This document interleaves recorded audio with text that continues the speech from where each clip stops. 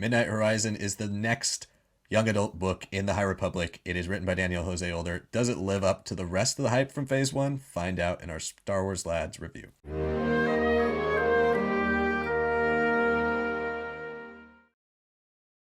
Hello, everybody, and welcome to this week's episode of Star Wars Lads. This is our Monday special for this week. It is our Midnight Horizon review. We will be discussing Midnight Horizon here, both non-spoiler and spoiler. We'll be talking about non-spoilers first for like the first 10 minutes, so stick around. If you have not read the book, just watch that portion, and then we'll let you guys know when we're going to discuss a few of the plot points. So if you have not yet, please like the video down below and subscribe to our channel for Star Wars Lads content 3 days a week. We do Star Wars content every week, Monday, Wednesday, and Friday. If you haven't checked out our Book of Boba Fett coverage, we covered the entire show, season 1 all the way through, as well as a discussion about will there be a season 2. We did all that. So check all of our videos out that we posted over the last 6 weeks. It's good discussions, even if you go back to episode 1. So check all that stuff out, and we do cover all of the High Republic. So if you're interested in the High Republic, you're going to want to stick around here. We'll be covering the rest of the High Republic comics, as well as the young reader book, or the middle grade book, as they call it, Mission to Disaster, when that comes out into print in March, as well as the manga when that finally comes out into print, as we wrap up Phase 1 here over the next couple months. But this is technically the last kind of big book in Phase 1 as we get here. So we're going to dive in right now. And then comment below, actually, and let us know what you thought of this book and whether you agree with our thoughts and disagree with our thoughts. So here we go. Midnight Horizon. General impressions. I enjoyed this book quite a bit. It's a fun book. It lived up to my expectations. I think when it comes to the Fallen Star, I had super high expectations for the Fallen Star, and it met them in some ways, and it didn't meet them in other ways. Midnight Horizon, from reading Daniel Jose Older, really the only thing I'm exposed to with him. I've never read any of his other books. Even I've never read Last Shot either. So the only thing I've read of his is Race to Crash Point Tower and the Star Wars Adventures, High Republic Adventures comic. And this is very much so, in both content and style, High Republic Adventures. this is taking all of the High Republic Adventures characters, pretty much making at least an appearance in this book. And Ram, Zine, most of them are actual characters in this. So if you have been reading High Republic Adventures, this is the next step. If you read the last comic issue, you're like, I don't know, we're going to be talking about the next comic here eventually when it comes out, but this might be like essential reading if you're going to go into issue number 13 of that comic. Like there's parts in here that cover that gap. I thought that was very interesting, and again, written by that style too, so it's funny. It's got good humor. I love the Reed Silas and Ram Jamaram team up that's in this book, that takes up most of the pages in this book. They did a great job with that. It was very fun, especially because they are two very different type of people, but they're both Jedi, and they have their strengths and their weaknesses, but they have a lot of fun chemistry, especially with the new character known as Crash, who lives on Corellia. So that in our central conflict was a really fun pairing, and I think Daniel Jose Older does a great job with the dialogue as usual. When you're a comic writer, you have to be able to write good dialogue, and he nails it with the dialogue here. It feels like reading High Republic Adventures. It's just really fun, and I think if you're looking for like the next deep, dark High Republic book, this might not be it. You might be disappointed in that context, but I think knowing who was writing it, knowing the characters that were involved when I was getting into this, it lived up to most of my expectations, and I quite enjoyed this book.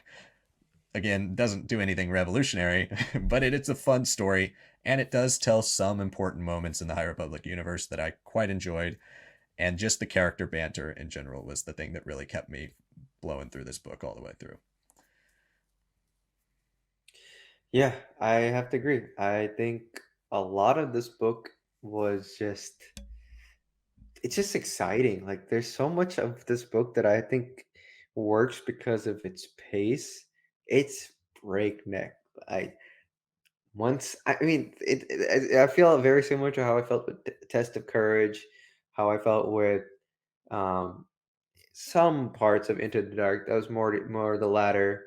A lot of Rising Storm was very breakneck, especially once the action kicks in. Definitely some parts of Fallen Star. It had a little bit of an up and down tempo, but it was like the fluctuation of it was so much that it itself was like a totally different tempo to me. It wasn't like we're hurtling towards the end. It was like, okay, this happened. Let's take a minute to pause and like collect yourself because that was crazy that it happened. And then it just like went up. Oh no, someone died. Like it was very up and down in that sense.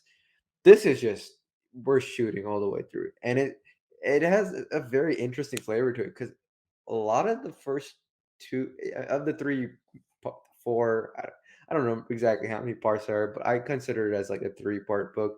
The first 2 are very zany, they're very fun. That's where it's most interconnected with High Republic Adventures too. Obviously, that final issue of that series is coming out this week, so we don't know the exact details there. We can kind of glean some, but it's fun. It's just like stuff with Reeth and Rom. It's hilarious. Stuff with like Comac and Cantum. It's like, oh, like this is a fun story being told. Stuff with characters like Crash and all that's like, oh, now we get like a little bit of flavor for Corellia, kind of building off a lot of the cool things we saw in Solo Star Wars story. So I really enjoyed like all the elements of the story. And of course, there's Nile in here.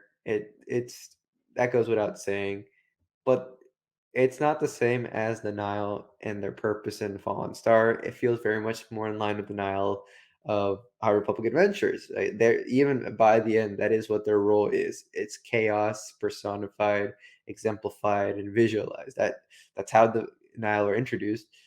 The Nile in the Fallen Star are just like fanatical and we will die for our cause. And it's not exactly the Nile we know, but it's what Markion has changed, at least a cult of the some Nile in that book, in that following of his as like the true leader of the Nile. This is just more like the Nile that feels like it was introduced, like from the start. Like they're crazy, they're chaotic, they have crash music. It felt like very much like reading a lot of the same things that I got from Light of the Jedi. And yeah, I think that's what made it work for me. That you took all these fun elements and you were just jumping back and forth between different things that were all tied in to some degree to this big opening scene that happens in this book, where it's just like, okay, this is why we're on Corellia. It takes a while to get into it. It could have been maybe a little shorter, but I think because it's so fast regardless that once we reach the part where everything connects to Fallen Star more so than the High Republic Adventures and it becomes darker and more just straight up chaos and a lot, that's when I'm like, yeah, this is a book that was great by the end for me. It was already very fun. Maybe the end is not so much as connected tissue as I'd like. To fill in some things as Fallen Star hopefully does. I'd say Trail of Shadows has done much more for that in that sense. I'm hoping Mission to Disaster does more there and what the rest of these comics do. But overall, I just enjoyed it. I think this is Daniel Jose's strongest work. I enjoyed Race to Crash Point Tower. He's been killing it with High Republic Adventures, but if it genuinely was great. And I think as like a final note, it felt like this was the right step to take considering that we're going back in time to the quest of the Jedi, 150 years. So by the time we come back into the third phase, a lot of these younger characters that we've just been introduced to in the comics will have been grown up. They will be older.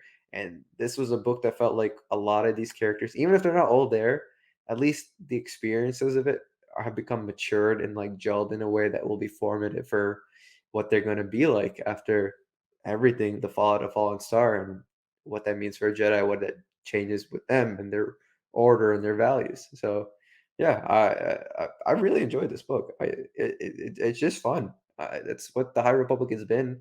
I think Daniel, like you said, Daniel Jose Older, just he has his finger on the pulse of what makes fun Star Wars reads Star Wars. It's like he knows what's in the DNA, and he hits it in his own unique way.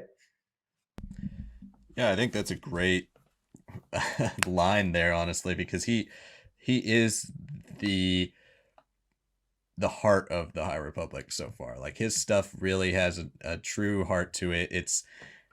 It's not as complex. It's not as emotionally devastating as stuff that Claudia Gray's done, or stuff that Kevin Scott's done, or even Charles Soule did in Light of the Jedi. But there is a fun heart to it. It does connect in the right ways enough to where it's like these characters, I feel very satisfied with the arcs that these characters have gotten over the last year in 14 months or so. I think as a wrap up for some of them in this book, it is a fun, solid arc that feels like a solid progression for a lot of them. I wanted more from characters like Comac or stuff like that. Again, like Out of the Shadows does, sidelines some of those characters that have been in the like book only characters for a while in favor of characters that the author has also written.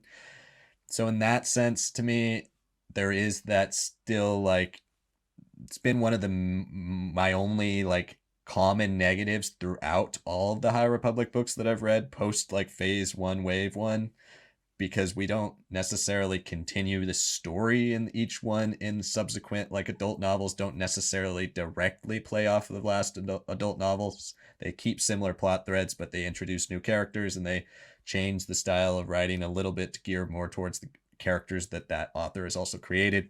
Same with young adult books and same with the middle grade books. So it's been one of my common negatives throughout the whole run. And again, this one does not do anything different. So if you're expecting the cover of Wreath and Comac, that's not really what this book's about. It is more of the like Walmart cover with Zine, Ram, and and Wreath as the main characters.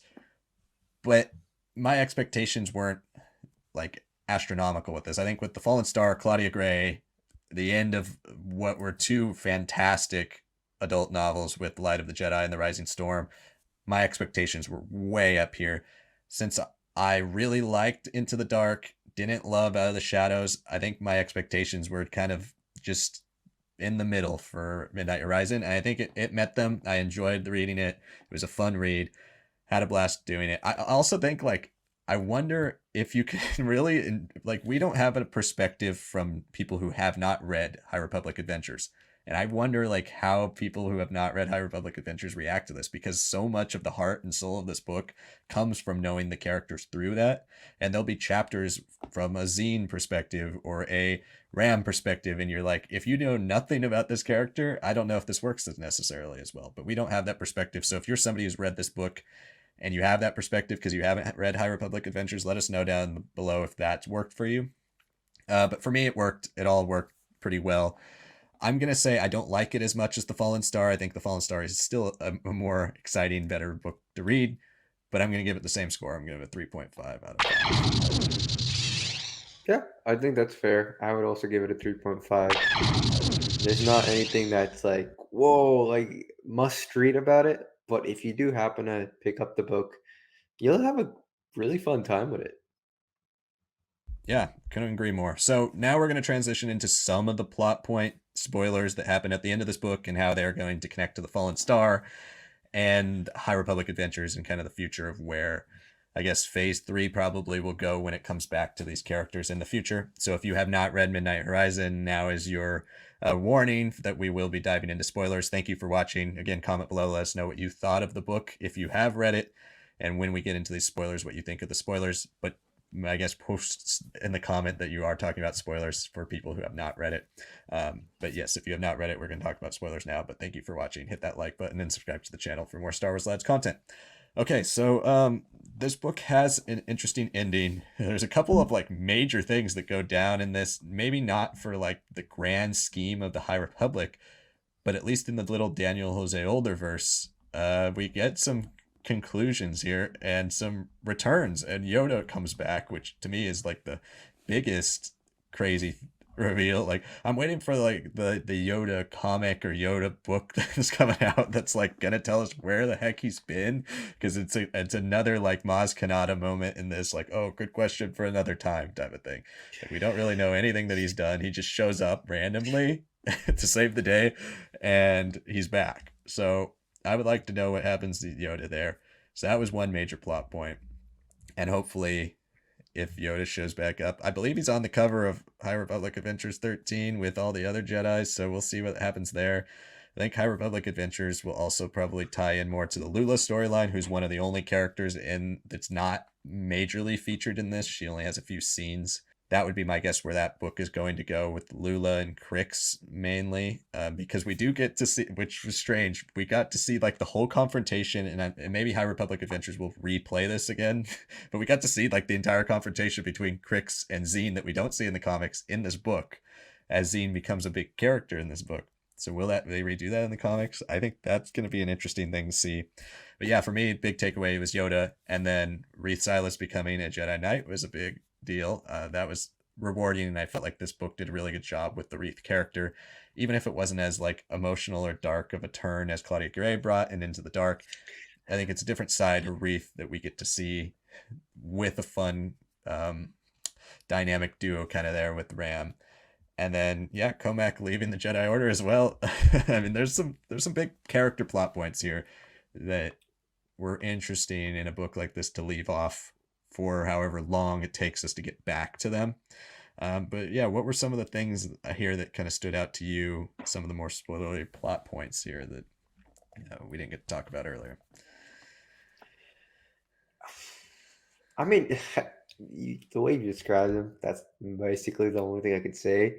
I will try to fill in a bit more. I will say that when I don't, I'm of the opinion that just what happens in Into the Dark alone kind of just justifies Wreath being a knight already. Like that's such a crazy, and it's quite a dark and twisted story that he kind of goes through. And it's funny because he's been such a big character, but he's not really supposed to be the Jedi Padawan of that story. I forget the guy's name, Darden or whatever his name is, the guy who takes the Bashar vow, and like meditates away, right? Like Oh, he's Dez. Is it Dez or Dez? Yeah. something like that. Yeah, but like that's supposed to be like the one who's like, okay, yeah, I'm the big boy Padawan, all this and that.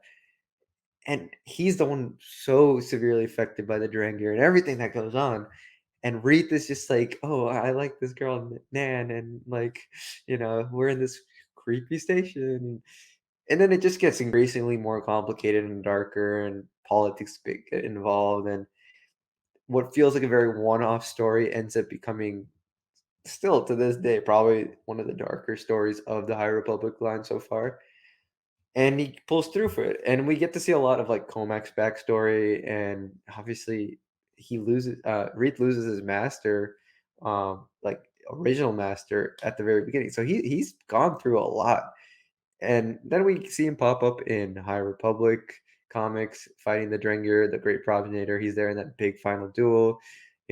He's been mentioned in Out of the Shadows, and I'll be honest, I don't remember much, but he's on a floating space station that's like a bunch of trailers super glued or soldered together, and he's knocked out for a good chunk of it.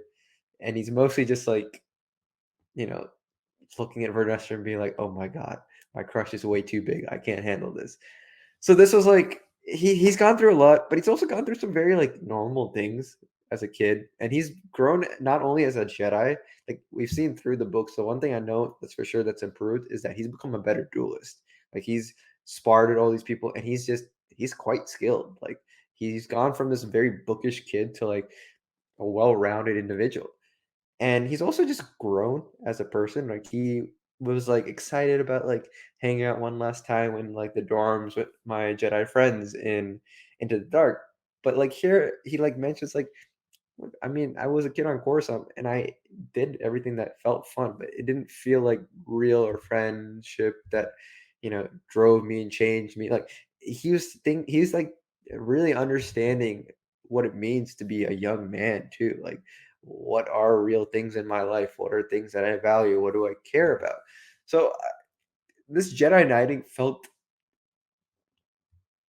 like it was coming for a while, but I liked how this book handled it. And the last thing he did was to have a great partnership with Rom. Like Rom is he's just a fun little dude. He's screaming wizard, which apparently he's made up, right? And he's he's a kid who's like, "Oh man, I can't wait to see all these ships, the Purgle type ships. Oh, that's crazy." And then he sees that one weird black ship that has like no windows or anything, and that feels such a like a tie into something in Quest of the Jedi. it feels like there's gonna be some crazy warfare with a ship like that. But anyways, like he's super excited. These two have like these fun time as like the Red Skull and like all painted together, like whatever that Skull Squadron or whatever that group was. Um, they a lot of good humor, a lot of spark, like, and there's just so much that goes on with their dynamic that's so fun and hilarious. But it's also just like the last thing that I think Reed needed. He needed finally to have someone look up to him and like have his sort of guidance and kind of make him think like, what can I say or do for someone else? And he himself tells like very honestly, like, we've gone through so much. It's so heavy. It's so hard. And Ram's like, I'm not exactly feeling that same way, but it's nice to know that like you can be honest with me as a Padawan. We can see each other eye to eye, level to level, but also let him have that sort of older brother, younger brother relationship. And it felt like a lot of his humanity was developed over these books, and it felt like his Jedi potential was developed into being more than just a Jocasta Nu, right? Like from the movie, it's like a Jocasta Nu in the comics where she can fight with a lightsaber, have like all these like insane action sequences in the Darth Vader Charles Soule line. All right, this is something I can see with Reith, but flipped. He's very much a talented Jedi, and he happens to have a book side now instead of that being his whole overwhelming nervous tick character. It's like, yeah, he's grown. So I really enjoyed that. The Comac thing, I don't know. I can't really say too much on it. Like I said, for me, Reith was like the most important thing to come out of this book. And if he wasn't the main character in terms of development, I can't wait to see like what 50-year-old Reith or whatever the time jump is in phase three. Comac leaving the Jedi Order is not surprising to me, and I think the way he's been used also isn't too surprising. He's always felt like a guy who just feels like he's gonna be like disconnected, and he's always kind of been disconnected in his own way. But his role in this book is to basically just listen to Cantum and their stories and what their past was like, and then it's to be like, I'm seeing visions. I'm thinking about Orla, and it's like he's not really doing anything in this book other than to just justify connection with Fallen Star and Into the Dark that Reed isn't specifically doing himself because he's not involved with that intense flashback in Into the Dark that made Comac that character. But Comac's also just not a character that's changed like Reed.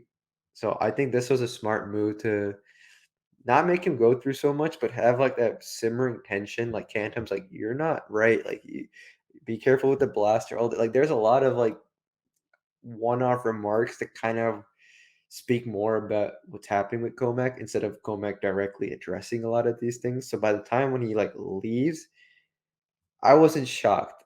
Maybe I would have spent more time with him, and I think we may have been better for this. But that's not a book like this, which was already going at such a breakneck pace and has so many different things could have handled. So I was happy with that. And as far as Yoda, that's great. Do something with him. Explain that. Like I'm excited. Yeah, couldn't agree more about that. I'd love to see more Yoda, and hopefully Quest of the Jedi goes really into Yoda a bit more. Yeah, I think I pin a lot of the Comac stuff more on Out of the Shadows failures, in my opinion, than necessarily what Midnight Horizon does, because I do agree. I think Reith had Reith to me felt like he had a nice arc between Into the Dark and between Midnight Horizon. He is like Bilbo Baggins in Out of the Shadows, where he gets a rock dropped on his head type of thing, and then he's out of the battle. Um, but he's like he's just kind of like there and Out of the Shadows, and so is Comac. They're both just kind of there, but you don't get too many moments with them. And I think Into the Dark set them up as a nice odd couple, like a very much so like the reverse Anakin Obi-Wan type of thing, where you're like the bookish kid with the like unstable master type of thing versus the complete opposite with Anakin and Obi-Wan. I was interested in seeing where that kind of went, how they play off each other, how they help each other grow. But yeah, I felt like Reith gets a lot more of the growth than Comac in this. And it is a little disappointing in the long run. Maybe they most certainly have a plan for where this is going. But at this point in time, I think that was my only disappointment. And it's kind of more of a disappointment with the last two books in a whole and where they decided to go with their storytelling versus in terms of the Comac character, than really any fault of Midnight Horizon in general. But yeah, those are our thoughts for our both our non-spoiler and our spoiler review. Let us know down below if you've read it, what you like about this book. Do you enjoy it? Did you not enjoy it? Is it your least favorite High Republic book? Is it your favorite? You can also rank the High Republic books down below if you'd like to. Let us know your order and how you'd rank them. And comment below, and then hit that like button. Subscribe to the channel for Star Wars Lads content 3 days a week. We'll be having videos again on Wednesday and Friday, so you'll want to check those out. If you haven't checked out our Book of Boba Fett coverage, check all that out. And then we will be doing on Mondays next week and the week after, we're going to be talking about, somebody suggested this in our comments a couple weeks ago, so we'll be following through with it. I said we'll do it after the Book of Boba Fett. Our top 10 favorite like Star Wars things in general, Star Wars stories. It will be encompassing everything in Star Wars basically ever. So it will be big lists. I'm already like going through and reordering and ordering things again. It's There's tough, a man. lot we like. There's a lot we like. So this would It's be really hard. tough. It's really Yeah. tough. But we will be having that. Mine will drop next Monday. So you want to stay tuned for that. And then Sanak's the Monday after that. So that will be our next 2 Mondays after this. So thank you so much for watching. Let us know what you thought of Midnight Horizon down below. And we'll see you all next time.